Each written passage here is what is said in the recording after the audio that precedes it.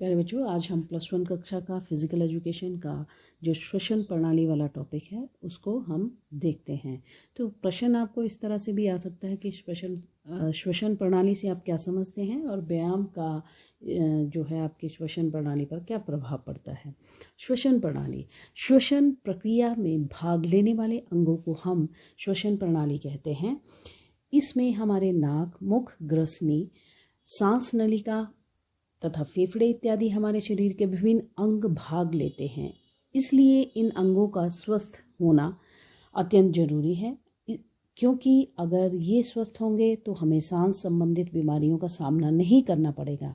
इसलिए हमें इन अंगों को स्वस्थ बनाए रखने के लिए प्रतिदिन सुबह शाम नियमित रूप से व्यायाम करना चाहिए, क्योंकि व्यायाम करने से हमारी श्वसन प्रणाली में सुधार होता है और इसमें भाग लेने वाले अंगों की आयु भी बढ़ती है, अर्थात ये अंग लंबे समय तक जो है वो अपना कार्य ठीक प्रकार से करते हैं। अंग, तो पहला नाक श्वसन प्रक्रिया में भाग लेने वाले अंगों में सबसे महत्वपूर्ण अंग है, क्योंकि नाक से सांस लेना हमारे स्वास्थ्य के लिए अत्यंत लाभदायक है, क्योंकि हमारे नाक में छोटे छोटे बाल तथा श्लेष्मा नामक द्रव्य होता है जो धूल मिट्टी को अंदर जाने से रोकता है। इसलिए जब हम नाक से सांस लेते हैं तो धूल मिट्टी के कारण उसमें फंस जाते हैं और केवल शुद्ध वायु ही हमारे फेफड़ों में जाती है, जिससे हमें सांस से संबंधित बीमारियों का सामना नहीं करना पड़ता। इसलिए हमें स्वस्थ रहने के लिए हमेशा नाक से ही सांस लेनी चाहिए।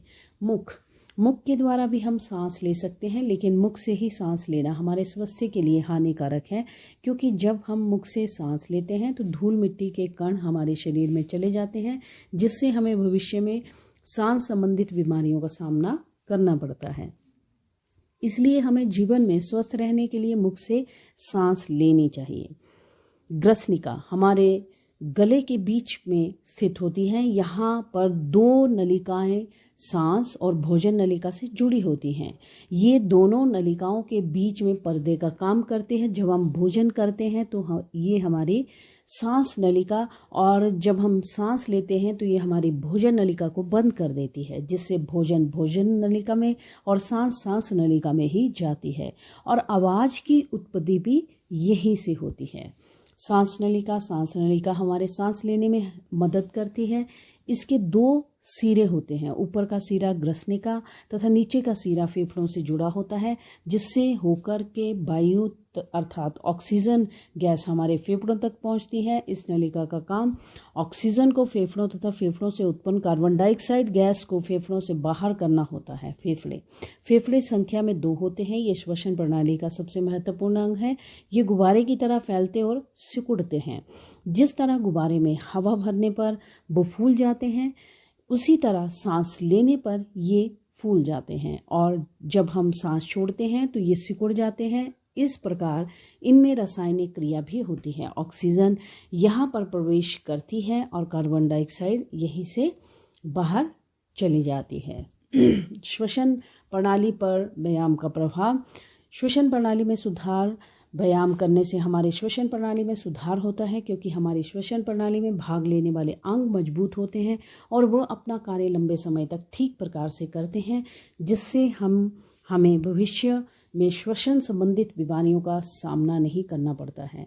इससे हमारे श्वसन प्रणाली में भी निरंतर सुधार होता है, अर्थात इसकी आयु बढ़ती है, कार्यक्षमता में वृद्धि। व्यायाम करने से हमारी कार्यक्षमता अर्थात काम करने की क्षमता में वृद्धि होती है। इससे हम किसी भी कार्य को बिना थके हुए लंबे समय तक कर सकते हैं और काम करने पर हमें थकान भी महसूस नहीं होती। सहन शक्ति में वृद्धि।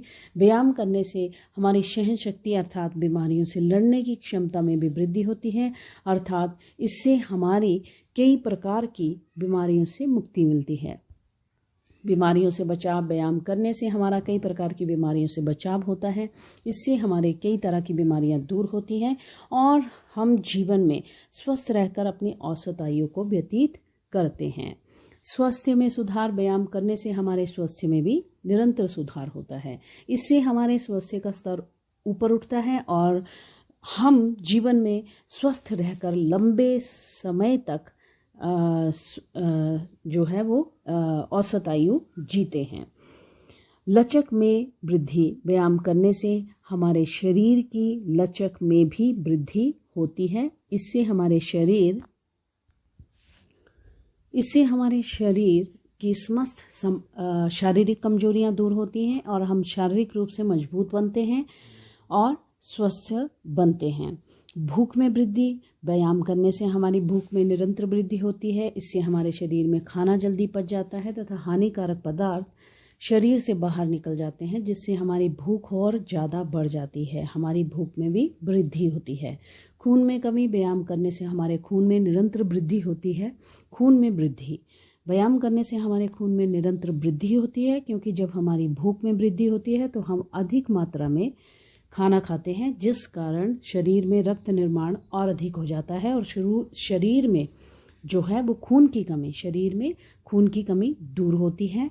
आयु में वृद्धि, व्यायाम करने से हमारी आयु में वृद्धि होती है।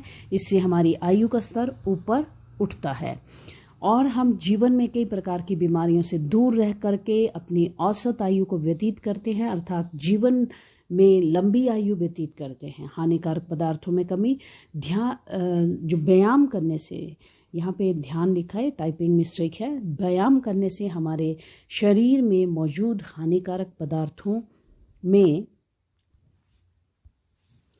कमी आती है। इससे हमारे शरीर में पाए जाने वाले सभी प्रकार के हानिकारक पदार्थ जल्द ही मल के रूप में शरीर से बाहर हो जाते हैं।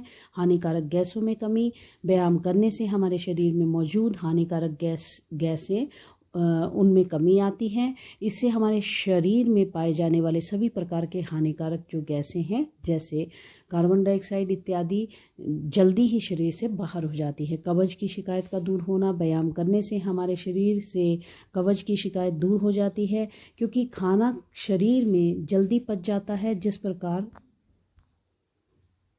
व्यायाम करने से हमारे शरीर में कब्ज की शिकायत जो दूर हो जाती है, क्योंकि खाना शरीर में जल्दी पच जाता है, जिस कारण शीघ्र ही हानिकारक पदार्थ एवं गैसें शरीर से बाहर निकल जाते हैं। फिर हम कब्ज की शिकायत से हमें छुटकारा मिलता है। आवश्यक तत्वों के भंडारण में वृद्धि, व्यायाम करने से हमारे शरीर में मौजूद तत्वों के भंडारण में भी वृद्धि होती है।